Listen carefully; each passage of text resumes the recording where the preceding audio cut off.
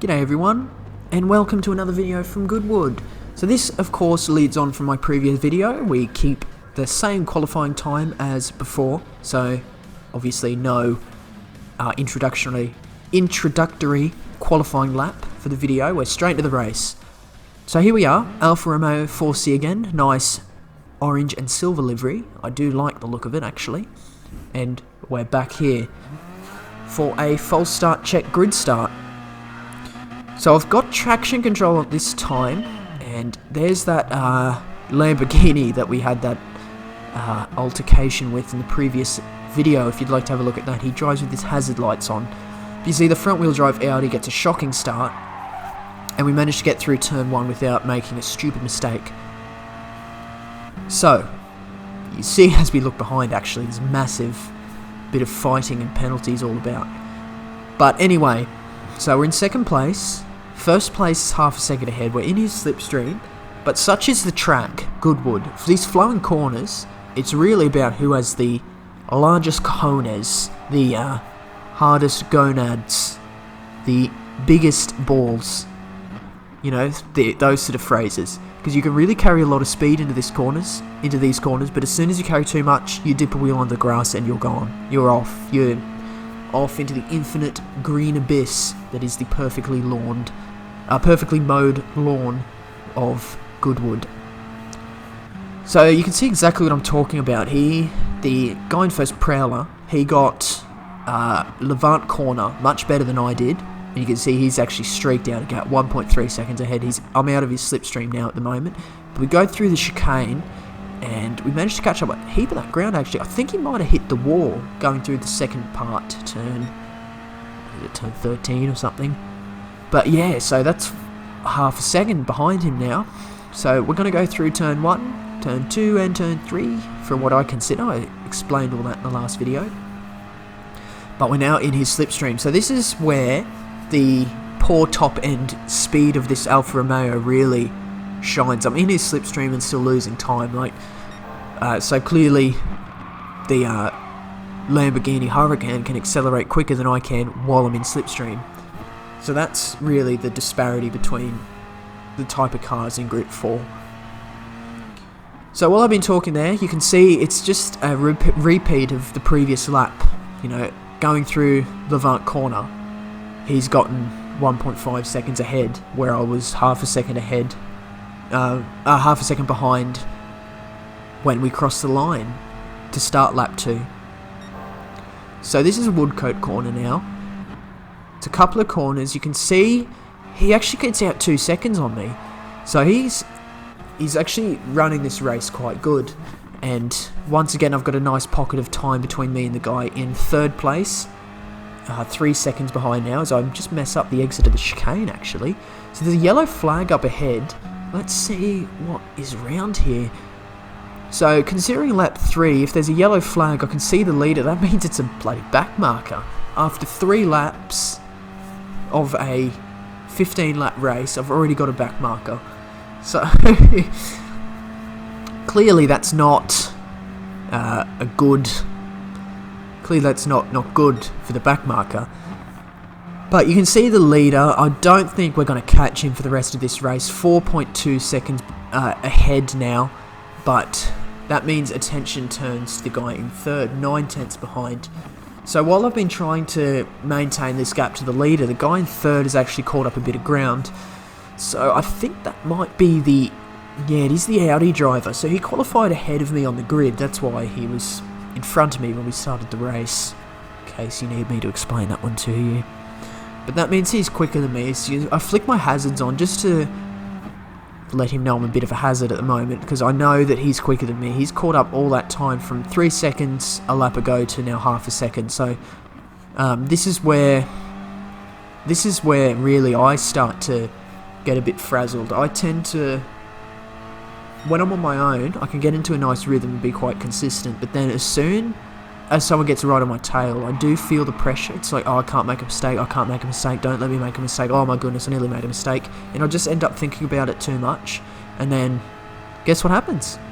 I end up making a mistake, don't I? Every time. So that's something that's like a psychological component of what this game is. You've really got to control the nerves, as I'm not doing with my car right now. So that's exactly what I'm talking about. You can just see I'm just trying to maximise the track too much, and I end up braking too late for St Mary's corner, and then that's the Audi through. So managed to catch the grass actually on the outside of Levant corner. But that's exactly what I'm talking about. So if I'm on my own, I was doing qualifying before this, and I did about 25 laps, and they were all one sort of, well, I did a 1:16 for my actual qualifying lap, but for as far as the rest of them go, it was around 1:17, 18. But we go into the pits. Lap 7, we're going to go for a fresh set of hard tyres. So you can see, look at the pit lane, there's really no room at all. It's really one lane, and you stop in the middle of it where your pit crew is. So we're going to fill up. You can see there's a diamond just there, so that's how much fuel the game estimates you'll use at the end. And we come out, what's that, 4th? Yeah, that's not too bad. I think there's a couple of people up ahead that didn't pit. So the idea now is that we have a good lap here, and then when people go into the pits, when I come around the next time, they will, I will get past them. But I just catch the grass on the outside of turn 2 and 3, and then that really isn't good. So we'll fast forward this lap now. You can see everyone sort of goes around nice and slowly, or steadily I suppose is the word, and you see Prowler, leaders in. He's got 8% of fuel, whereas the guy in second had 18% of fuel, so Prowler was pushing quite hard. But I believe now he's fallen victim to the pit lane glitch, and we managed to make our way past. No, we don't. No, sorry, I thought he did there. But you just see lap 9, Prowler has fallen into second place, and it's still, the HUD is still showing that he's actually in the pits. You can see him there, yeah, he was shuffling on there. So that's sort of the pit lane glitch I'm talking about. So he's in 4th, and we'll see over the course of the next few laps he's going to fall down even further. So that's the glitch I'm talking about, and I suppose because he hasn't quit, he's probably stuck there. He's probably got to wait to the end of the race, but that's really unfortunate for him. But anyway, so second place, it's a good place to be in second, better than 3rd or 4th, but we're 8 seconds behind Shijimoto GP 1004, the Japanese player. So that was the Audi TT that was ahead of me on the grid. So you can just see how much quicker than me he actually is. But coming through the final corner of lap 13 to start lap 14, yeah, oh, he's up in the air in the pit lane if you just pictured, or if you just saw that then. So that's really poor for Prowler. We now come up to a back marker in 10th, so I think it's a Ferrari. So you can see ghosted back markers, blue flags being waved, so he's quite aware that I'm catching up. But the main thing I'm concerned about, Muse's 2003-2010, obviously someone named Muses, was only 7 years old when they died, by judging off his name. He's 1.2 seconds behind me now, so I've got a lap and a half to go. So really I don't want to make a mistake and allow him to get into my slipstream, because we all know by now Alfa Romeo, not good on top end. So we're going to head down the Levant straight now. Just keep an eye on that gap. I'm not sure what car he's in, but he's in one that's quicker than me. It's only subtle, but just as we head down the straight, he does catch up a few thousandths of a second on me. So he's probably in another Alfa Romeo 4C, to be honest, because that's probably not quite the level of like time gain that I thought it would have been if he was in another car. So there's another look at Prowler in the pit lane, up on his rear wheels doing a stationary wheelie. But this is the final lap now.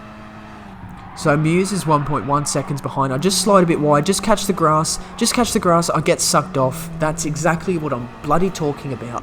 And you can see he was in a Mitsubishi actually.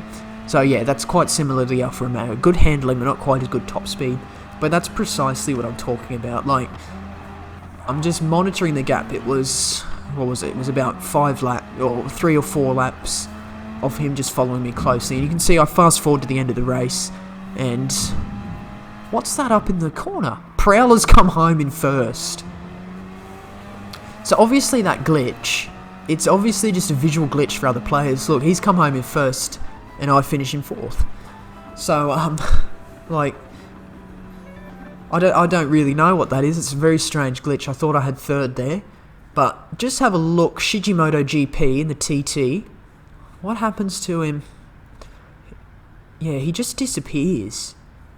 And obviously his internet was quite a weak connection. I bet through the whole race he was going, please don't drop out, please don't drop out. Then he crossed the line and thought, yes, I've made it. But no, it drops out while the results are still being confirmed. And that means I'm promoted to third post-race. So I'm happy with that. Third isn't too bad, especially considering new track.